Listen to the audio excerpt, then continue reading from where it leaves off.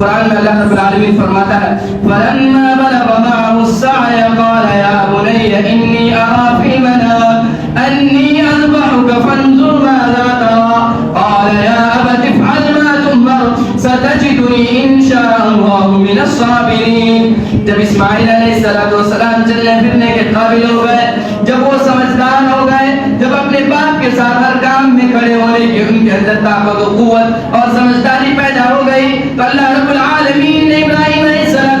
کو خواب میں بتایا کہ تم اپنے بیٹے اسماعیل کو ذبح کر دو۔ ابراہیم علیہ السلام اسماعیل کے پاس آتے ہیں اور کہتے ہیں میرے بیٹے بتاؤ تمہاری کیا رائے ہے؟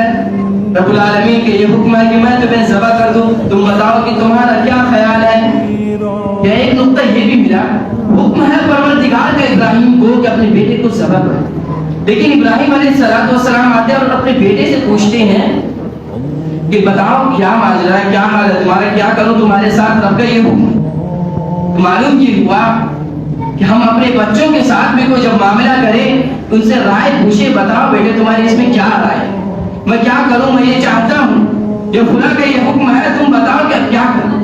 اسماعیل علیہ السلام فرمانبردار باپ کے بیٹے، انہوں نے کہا یا ابت افعل ما تؤمر، آپ کو جو حکم ملا وہ کر گزریے،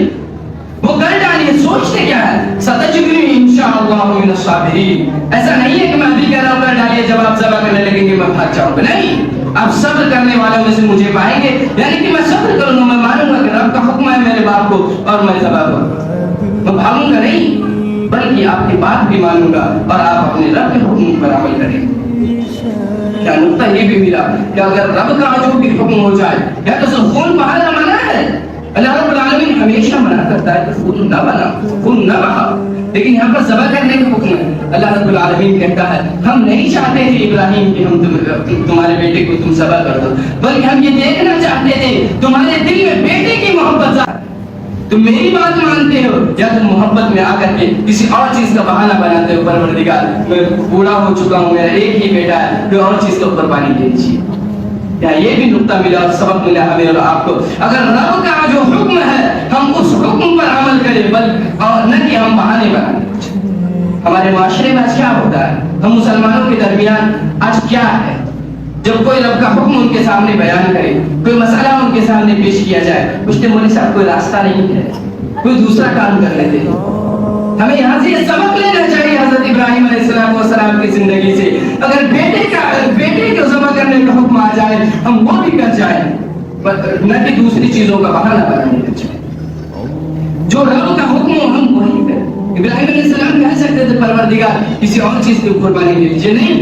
جو رب کا حکم ہے وہی ہمارے وہی اسی پر ہمیں عمل کرنا ہے، کسی اور چیز کی تلاقی اور تلاشی نہیں کرنی، بلکہ ہماری زندگی کا مقصد کیا؟ ہماری زندگی کا مقصد صرف یہ ہے ہم اپنے رب کو راضی کریں، اپنے رب کو راضی کرنے کے راستے میں جو بھی چیزیں رکاوٹ پڑے ہم تمام چیزوں کو چھوڑ۔ ہمیں اگر مال سے محبت ہے، ہم پیسہ زیادہ کمانا چاہتے ہیں، ہمارے پاس پیسے زیادہ ہیں، اگر رب کا حکم ان پیسوں کو خرچ کر دیجیے،